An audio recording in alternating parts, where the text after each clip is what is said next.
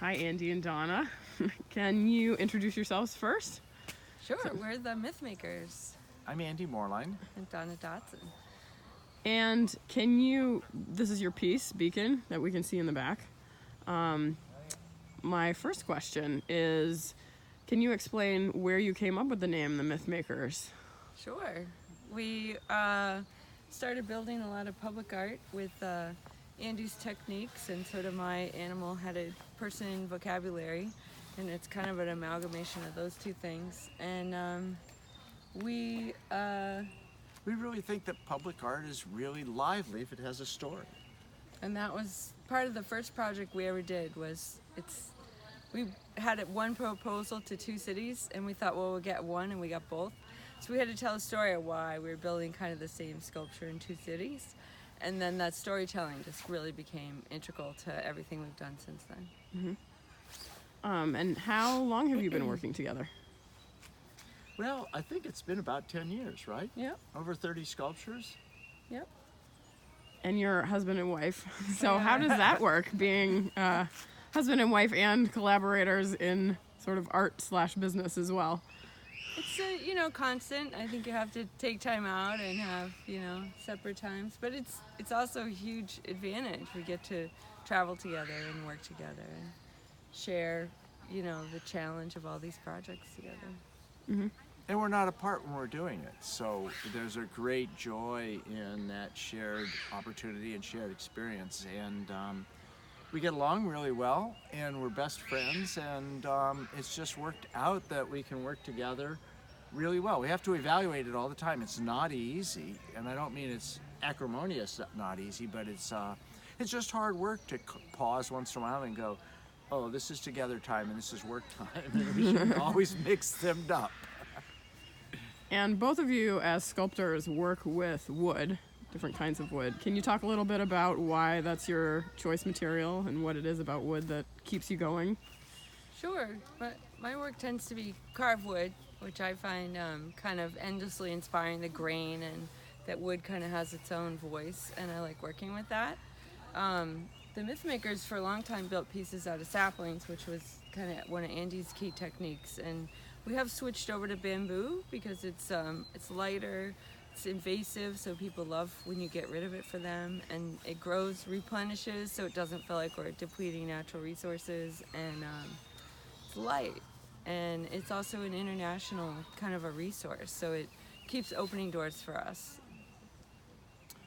Wood's just always been an enigmatic part of my life. I was a house builder when I was very young, and I built furniture, and I ran into the wood shop one day, and a sculptor was in there, and I said, what the heck is that? It doesn't look like it would work. And he says, it's sculpture, and that was my introduction to sculpture. Wood is a really nice resource. It's very common, and it's free for us most of the time. When the storms hit, we get more phone calls than you can imagine. I've got this beautiful piece of apple. I've got this awesome piece of cherry that just came down in my yard. And we can pick and choose the wood types that we want these days and get it for free and actually recycle wood that was abandoned, ruined, or neglected and was going to go into a wood stove. And I think Andy was building a lot with wood because the same properties that we extract or exploit is that you can sort of go large and big and be light, and we don't need cranes. It's a pretty manageable resource for two people without like bronze, the expense of bronze, or kind of the engineering required to put up stainless steel or something like that. So it's Very practical choice.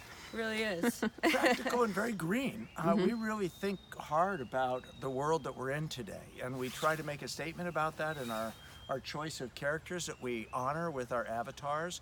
This one is Rachel Carson, who wrote The Silent Spring, and really her evaluation and alertness to the way chemistry and science was impacting our natural world for good and for bad. I mean, DDT was a lifesaver to get rid of malaria and insects and a lot of problems that we had in our world, but it was also quite poisonous to the bird life of our world, and trying to balance those two. And she talked about that a lot in Silent Spring, which was a poetically written book, but also scientifically important. And we really think her work at Woods Hole and her presence in the world really relate well to the osprey, the avatar here that you see.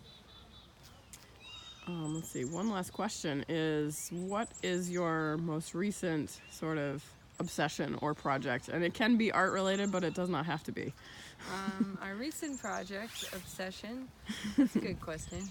Yeah, definitely birds, bird life. I think becoming better bird watchers in some ways, reading more about science, and also looking for women in science to honor. We spent a lot of time recently researching 3 different women for a project in Philadelphia, and Phoebe Snetzinger, she saw like 8,000 species of birds, like the most species of birds at that time out of anyone. And the Rosalie Edge, who actually was a bit of a hellraiser compared to Rachel Carson, who's more of a sympathetic character because she was sick and she took care of her mother. And Rosalie Edge was a generation ahead of her that was responsible for a lot of legislation that protected Hawk Ridge Mountain and different national parks. So I think that kind of research, uncovering people and helping to tell their stories through our artwork has been incredibly meaningful for us.